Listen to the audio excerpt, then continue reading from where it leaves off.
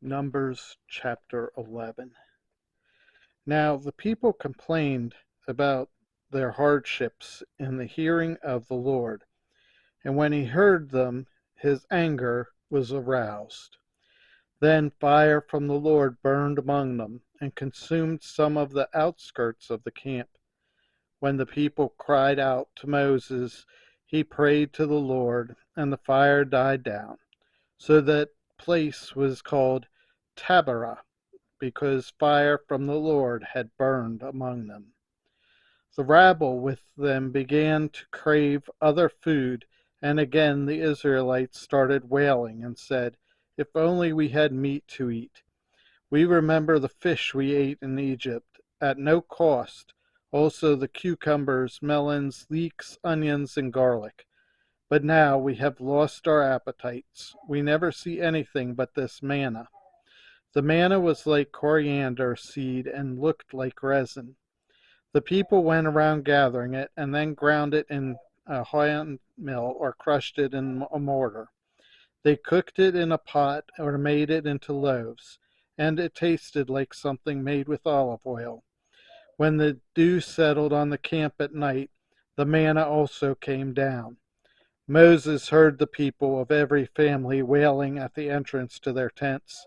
The Lord became exceedingly angry, and Moses was troubled. He asked the Lord, "Why have you brought this trouble on your servant? What have I done to displease you that you put the burden of all these people on me? Did I conceive all these people? Did I give them birth? Why do you tell me to carry them in my arms, as a nurse carries an infant, to the land you promised on oath to their ancestors? Where can I get meat for all these people? They keep wailing to me, 'Give us meat to eat.' I cannot carry all these people by myself. The burden is too heavy for me. If this is how you are going to treat me, please go ahead and kill me, if I have found favor in your eyes, and do not let me face my own ruin." The Lord said to Moses, "Bring me 70 of Israel's elders who are known to you as leaders and officials among the people. Have them come to the tent of meeting, that they may stand there with you. I will come down and speak with you there, and I will take some of the power of the Spirit that is on you and put it on them. They will share the burden of the people with you, so that you will not have to carry it alone. Tell the people, 'Consecrate yourselves in preparation for tomorrow, when you will eat meat.'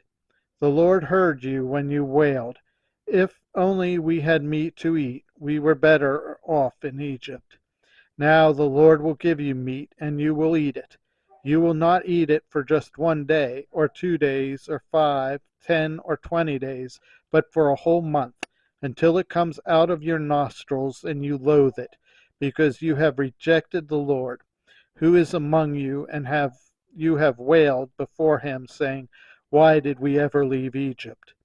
But Moses said, 'Here I am among 600,000 men on foot, and you say, I will give them meat to eat for a whole month. Would they have enough if flocks and herds were slaughtered for them? Would they have enough if all the fish in the sea were caught for them?'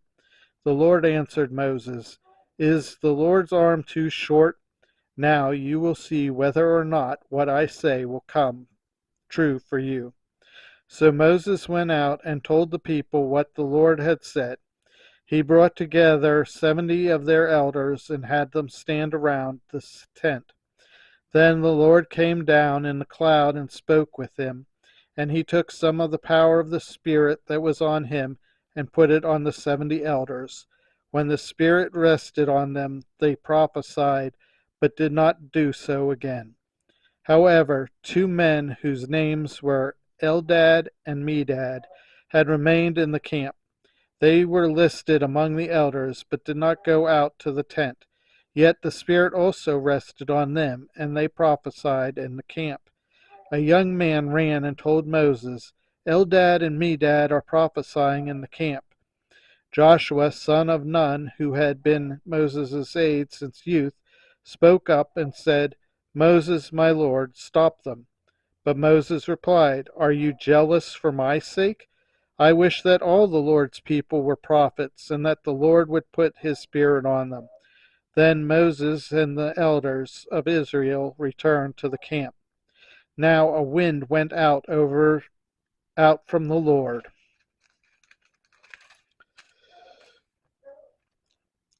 and drove quail in from the sea. It scattered them up to 2 cubits deep all around the camp, as far as a day's walk in any direction. All that day and night and all the next day the people went out and gathered quail. No one gathered less than 10 homers. Then they spread them out all around the camp.